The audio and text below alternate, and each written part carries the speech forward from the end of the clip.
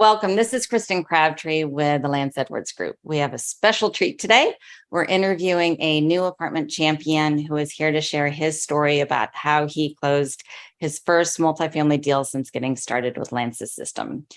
Please help me welcome Neal. Hi, Kristen. Thanks for having me. Yeah, we're happy to have you.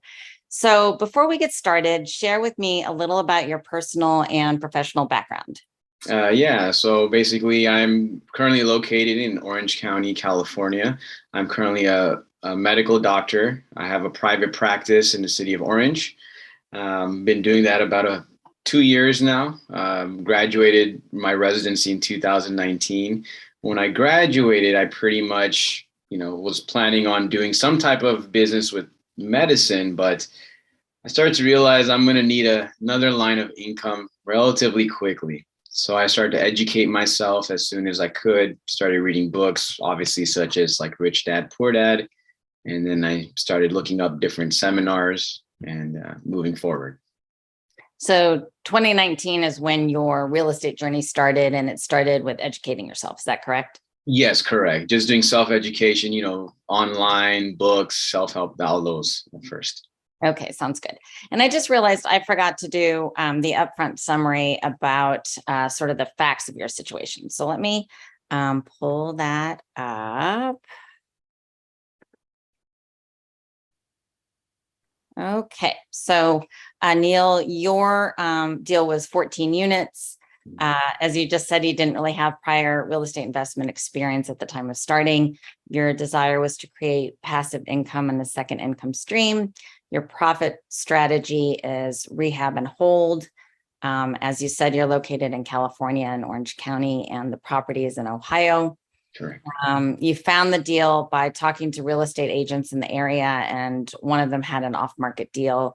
You liked that it was a recent construction. You paid cash for it. It was $390,000, and the property did need some work, which I want to hear about too. Okay.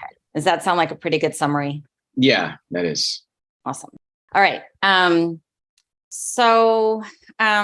One point of clarification, just from what I just read, it's a new construction, but it needed work. Can you explain that? Well, in the Midwest, construction, it's pretty old. We were looking at buildings from like 1890s up to 1900s, 1910s. This building was approximately 1960s.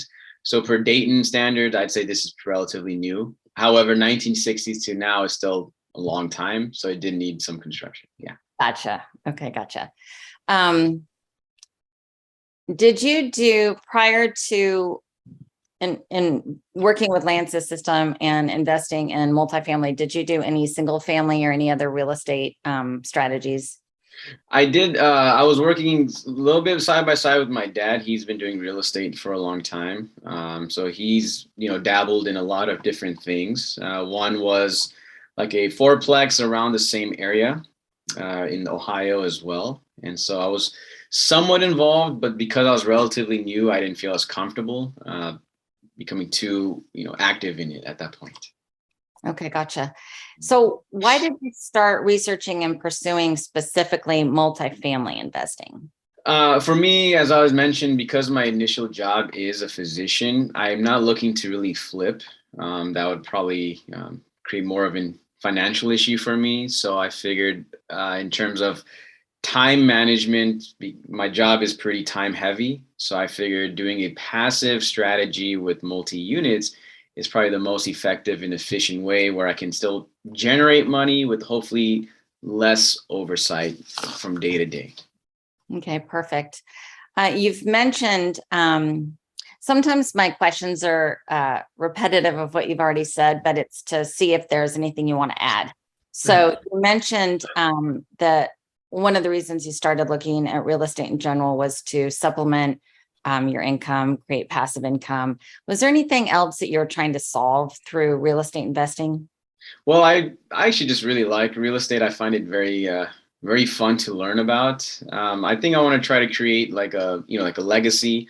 Hopefully, try to working on trying to create a family, so pass it down, and kind of what they say, financial freedom. I have other projects and plans I want to pursue. So I hope I can find the time and the energy to do that.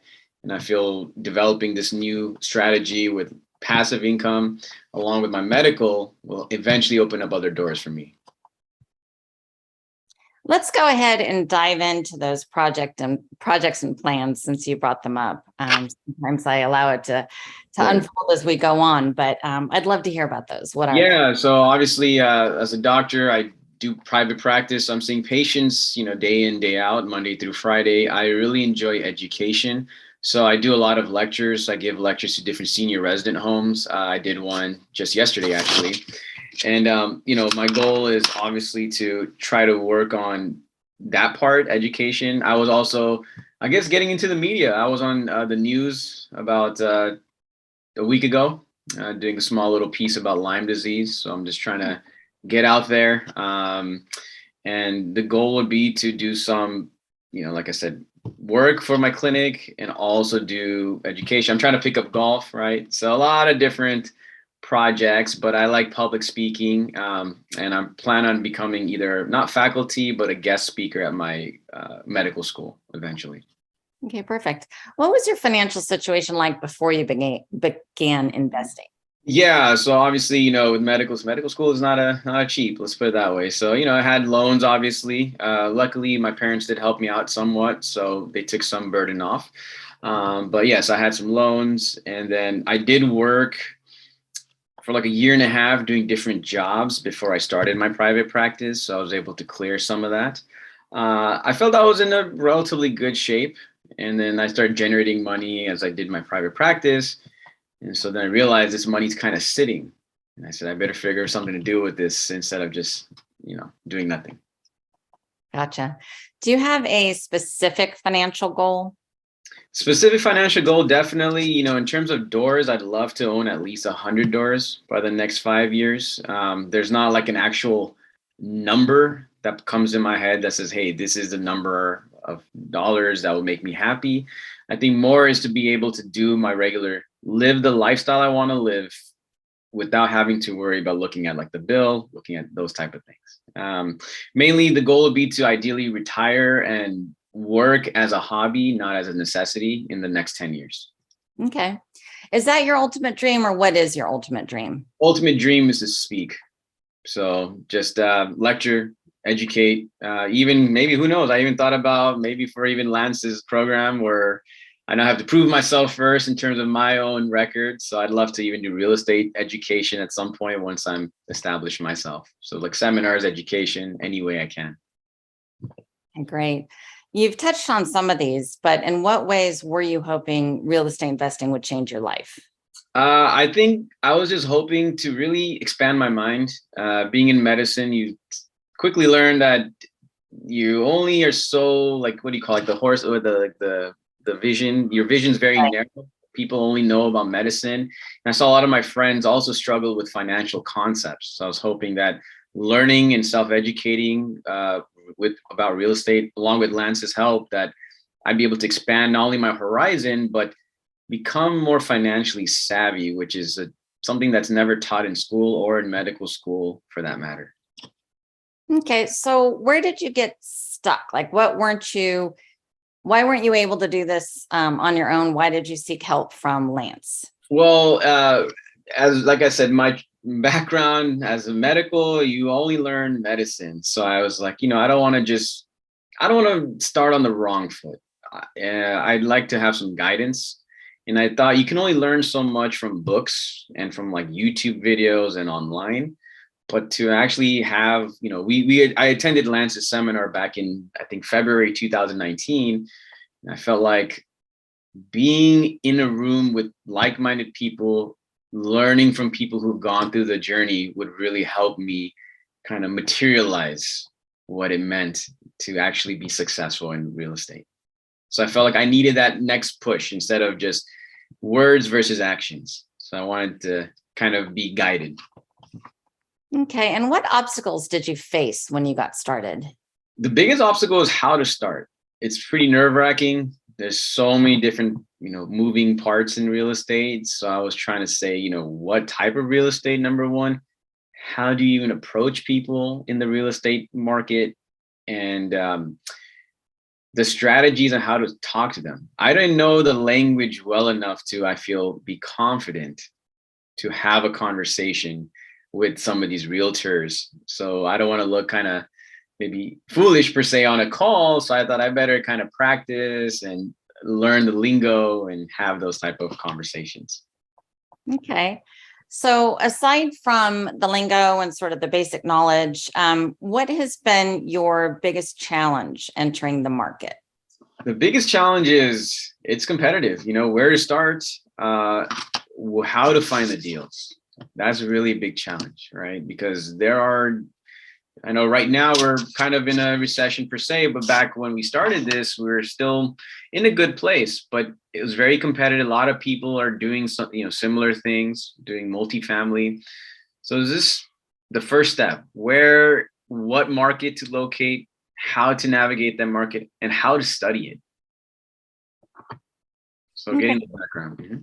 Okay. And what do you think it is about you or just in your life that made you stick with it, even though there were a lot of hurdles to getting started? Well, when you go through like 10 plus years of school, you kind of learn not to give up. So I figured, well, I've done all of this schooling for medicine. This is probably even more important of an education than medicine, because financial education, I think, should be number one, and is not taught. So I said, I better not give up on this, especially for my own sake. So that kind of gave me the motivation to keep going. How has investing in real estate impacted other areas of your life? It's given me peace of mind. I feel also comfortable knowing like, hey, I'm working time and money, right? Right, time equals money, but now I can work as in my practice and have a comfort knowing, hey, if I don't generate that much here, I still have a little backup with my property. And it's given me the confidence to know that I am now more multifaceted. So I can say now with confidence that, hey, not only am I in the medical field, but I'm also doing some real estate. And now it gives me the confidence to go to another project with real estate, maybe bigger. How has your current financial situation changed as compared to when you started? It's definitely, been stable. I'd say it's been improving slowly. Real estate's a slow game. I'm not looking for a quick, huge jump, huge boost. It's just a passive income, right? Even if I get a little bit monthly, I just want to know, my biggest thing was I want my money to work for me. Because right now as a medical, I have to work for my money. And I enjoy what I do, which is great in my actual career. But it's also nice to know that, hey, I can sleep and be generating some income. So I would say since where I started to now, it's definitely improved. And I'm hoping to continue that trend. When did you close on the 14 unit? We closed, March, I think about 2021, around, say like April 2021. Okay, so a little over a year ago. Yeah. And did you start with the process of remodeling, or did you just rent it out right away, or what did you do? We were renting. It was a weird time because of COVID, so that really threw a big hiccup in our plans for remodeling. We weren't sure how to proceed because, like we mentioned, the property itself was in decent condition, but there were a lot of rooms that maybe not the best, and it wasn't fully occupied initially. So I was thinking, my dad was also involved, but me and my dad talked and said, what's the best strategy? So initially we said, let's just rent and then watch and wait. And then we finally decided, it took a while, but now we're finally starting to say remodel. Yeah. Okay. And how many of the units are rented right now? At this time, we actually decided to kind of do all at once. So we actually, we had the tenants and we decided to kind of let them go for now. And we're going to start from scratch because it got in worse shape with COVID. So we decided what we're going to do is actually right now structure like a phases of remodeling. So we're doing phase one at this time, get a few units remodeled, and then we'll put tenants, and then we'll start the second phase.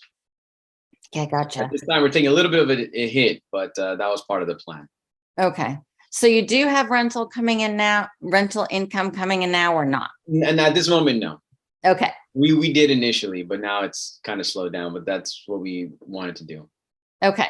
So it sounds like there may have been some like lessons learned in that part of the process. Can you share those? Yeah, the biggest lesson was trying to understand, like, we're investing out of state. So it's very important, to boots on the ground, have eyes on the ground.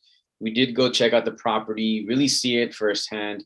So it's very important to have the right people there to help you because you will need help.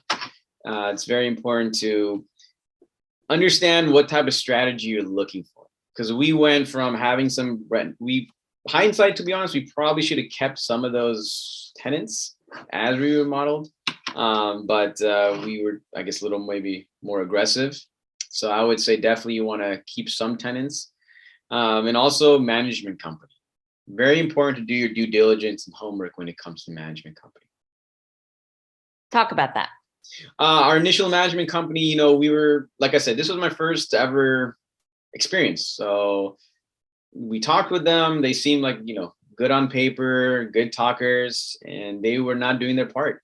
So things started getting broken, right? A lot of the units started getting, they were in the best shape. They got into worse and worse shape as time went on.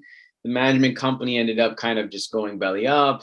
So they left us with kind of a mess initially. So we started the hiring, talking to other management companies and really being more active. I think for me, I did take a little bit more of a passive role, thinking, hey, I got my property, I got the management, I can just let them handle it, and I'll just do my stuff on the side, my practice. I realized I am still responsible. So I better be on top of the management company. You've mentioned a couple things in response to the question I'm about to ask, but I feel like there might be more. So if you had to do this deal all over again, what would you do differently? The biggest thing I'd say I'd do differently is still same. I'd say, first and foremost, maybe fly out earlier because we were pretty aggressive. Like we bought it, we looked online, we had the people on the ground. We did not actually go initially to check it out. We closed because the deal was just really good. It was too good to give up, honestly. I would definitely do the due diligence process a little bit more intensive in the sense of I think the numbers made sense, but walking through a property versus getting pictures versus just sheer, does it make sense on paper is a big difference. Management company. If I could do it over, I would definitely have grilled our management company a lot more initially and made sure we had some type of real strong structure in place for liability sake and to make sure they would be held accountable as well. So if you were advising someone on how to select a property manager, what are some of the questions that you wish you had asked? The first question is how much experience you have. Also is what type of properties have you managed? What type of support do you have and how big is the company? Sometimes, we kind of inherited our property management company from the previous owner. So we thought, he was going to give us a good deal. Say, oh, I've ran this, we'll do. But little did we know, we said, okay, we just went by word of mouth. Then Lance definitely, I know I went through his course. He has a great set of questions to ask property management companies. And it also includes like, how do they do, like, and also the most important, how often are you going to report to me? Do I have to bug you to report or will you be keeping me updated? Because sometimes there's a lot of work to say, hey, what's going on? I'd rather every week give me some type of email or something, just even a couple words, sentences, right? So I would definitely tell whoever's going through this process, management company, especially if you're not in the area, is very important. Start on the right foot. What did you hope would happen that hasn't? I think I would have hoped to happen that it's just smooth, like, hey, everything is good to go. Management's great. Not too much work I have to do in terms of actively managing at this moment. That's what I was hoping. I was hoping that, I guess, like I said, passive. I thought, oh, passive means passive. Well, passive income is one thing, but getting passive income to that state takes a lot of active work initially. And that's where I think I was hoping there would be more of a smooth transition.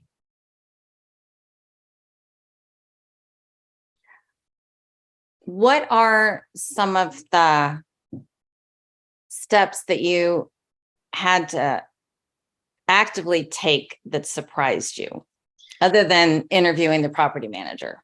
Doing a full inspection, every single unit, calling the realtor, calling contractors. We were doing all of it. Like I felt almost like I thought I was the management company at one point, so I was going through all the process of the due diligence, getting finances ready. That was also big because we closed with cash. Unfortunately, the previous buyer didn't want to carry the note. So how to structure the finance, and then contracts.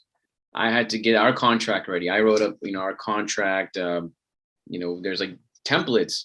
So I went through. I know Lance has like a full process, like step by step. So I did every part. So I was hoping that maybe I'd be able to skip the process, but I guess that's part of the process. Yeah. And what has happened that surprised you? What surprised me the most, luckily with the support of my dad, it surprises that our resilience. I'll be honest, I panicked at one point, like, what do we do? Because it's sometimes easy to give up and say, maybe we did make a bad decision, even if the price was right. Should we just flip it or sell it? And we would still make, we'd make a profit, especially with the market right now. But this is like your baby, it's your first one. I said, no, I don't want to give up on my first one. And so what surprised me the most was my capability with my dad's help and ability to really understand real estate, be able to go through the process. And now I feel like I can have those detailed conversations with all people from different aspects of real estate. What excites you about the future and the possibilities that it holds? Everything. Real estate's awesome. It's the most, I'd probably say it's been the tried and tested way to create millionaires in probably in the entire world for years and years. I think since the beginning of time, I'd say, right? Everything's with metaverse, but the metaverse is still needs to be housed somewhere real. So for me, it excites me knowing that there's a huge amount of possibilities for all different types of real estate. The language is fun. The financial game is fun too once you learn the ins and outs. And just knowing that there are ways besides just working to make money, time and money. There are ways to have both. Great. What strengths do you possess that do you feel may have made this endeavor easier for you? I think for me, the strength is driven. Like we'll do whatever it takes, no complaining. I don't believe in complaining. Either you do it or you don't. So that's the way I've done through school. And there's a lot of times I wanted to give up in medical school. It's no fun. There's a lot of tests, and even going through private practice to even own a medical business, this can be tough. But what's the other option is to give up and nothing to show for. So I said, and I always ask myself, can I sleep with myself at night? Can I sleep like a baby at night? If I can't, then that means I'm not doing something right. So being driven, having the vision, and luckily with Lance's encouragement, his team, along with my dad, having the right people around me. I think being surrounded by the right people, extremely important. What personal characteristics worked against you in the beginning? I think maybe being a little too relaxed. I think initially, like I said, and maybe being a little too trusting at times. Just expecting go by word of mouth.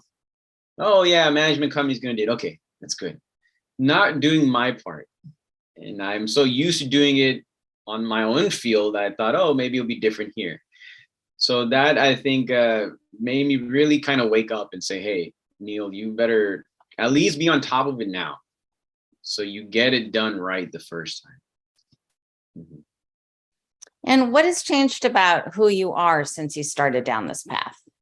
I think I've become, what's changed? I'd say I've changed into being more, like I said, more confident, and not only talking about medicine, but I can talk now about real estate, because I like to go to a lot of the meetups.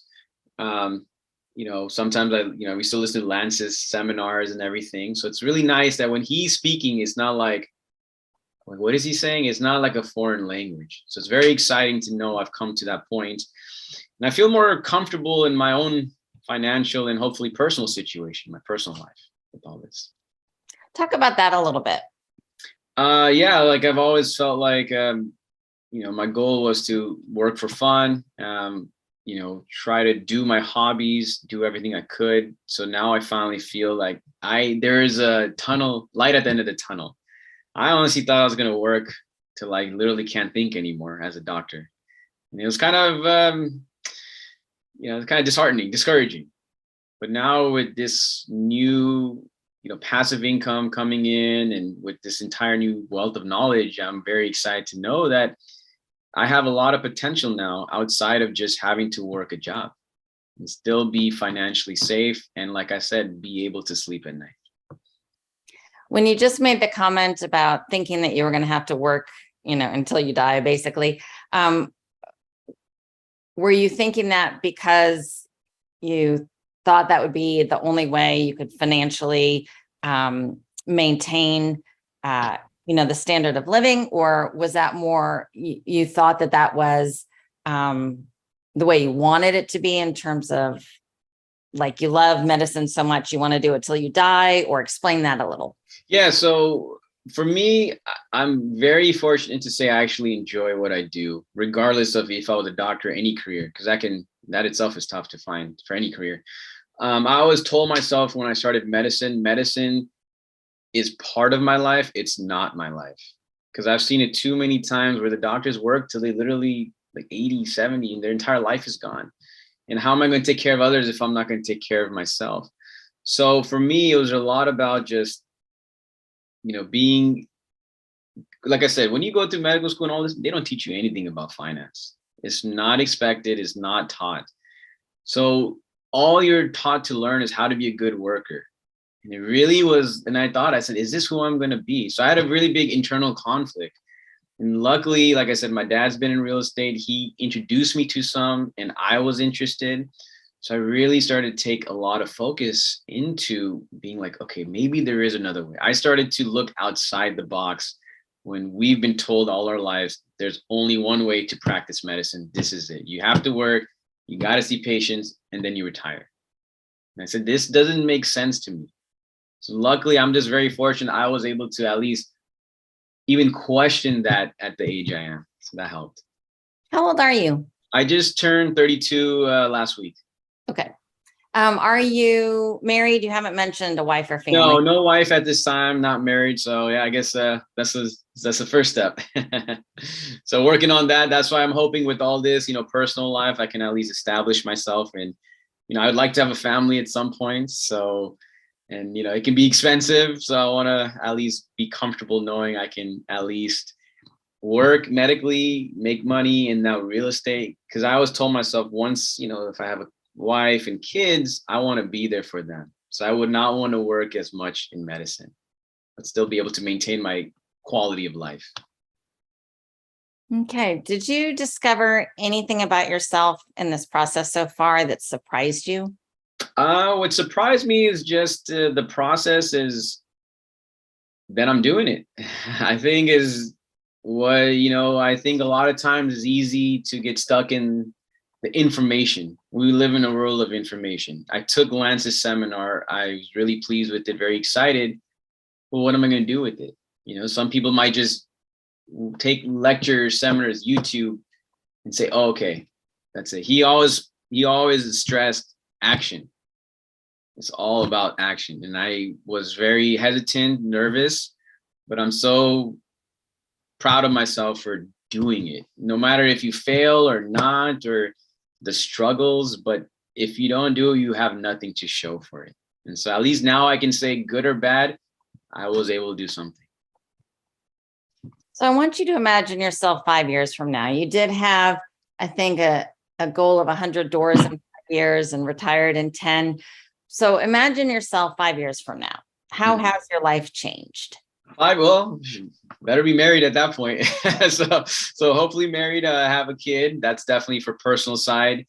And then, of course, medically be pretty much established, and hopefully be real estate would be kind of like a second language. Kind of just don't have to. My goal would be in 5 years to do real estate, not to this level of due diligence per se. Have my team established and this overlook management to really be able to kind of be like, oh, I don't have to do all the small details because I now know what I'm talking about. So that would have changed in my time. Time is everything. So I'd like to be able to work part-time and, like I said, be able to do more in real estate, hopefully at that point. Okay, great. What advice do you have to offer to others that you haven't already covered? Don't give up. That's as cliche as that sounds. Whatever you're feeling, whatever. This is even for my patients. I say, if you're feeling stress, feel it. Do whatever you have to do, but ask yourself that question: can you sleep with yourself at night? And nothing. The biggest thing is do something. If you do nothing, nothing will happen. Right? Do something, something will happen. So for me, I'm really big for all those new people out there with either Lance's program or anything. Do something, because it's gonna be. You have to be able to sleep with yourself at night, and hopefully you can sleep like a baby, just like I do. So you've said that phrase a couple of times. Can you sleep with yourself at night? So to you, does that mean like not having regrets, like acting in accordance with that, or what does that phrase mean to you? It just means, well, life. If you got everything you wanted in life, it wouldn't be called life. So of course, there are regrets in life. That's part of it. Acceptance, I think, is number one, and just knowing. Well, number one, I never cheated anybody. So all my patients, I'll ask myself medically, like, did I take care of my patients? Did I do them wrong? So if I ever felt like I didn't do the best I could for them, I'd have a hard time. In real estate, it's like, did I do everything I could to do the best for my tenants and for my property? Am I doing my part? So I want to know I at least put in effort. So that's really what it means. And just trying to live in a way that I'm simple and at peace with myself, in terms of maybe not doing anything aggressive or trying to, squeeze somebody here, squeeze somebody there. So that's not important to me at that point. I always felt like if you're true to yourself, you're true to the process, the money will come. Excellent. Do you have anything you want to add? I think that was, most of it. Like, I'm grateful for Lance, his team. It's been a great experience, and it really helped me. I think that the doable deal, I used all those worksheets, and that was very helpful to make sense of these numbers. And it's his team, his guidance, all of the information I've gotten from him. It was a great foundation, I'd say. And I'm looking forward to the next steps with him, and I know he's doing big things too. So yeah, but for all those people out there starting in real estate, it's very exciting. Definitely, if I can do it, you can do it. There's no excuses. That's what I tell people. Don't make excuses. You get out there and whatever it takes, get it done. Excellent. With Lance Edwards, this is Kristen Crabtree. Please join us again when we interview our next department champion. If you'd like to learn how you could be our next department champion, please call our office at 281-667-3638. You're only one deal away.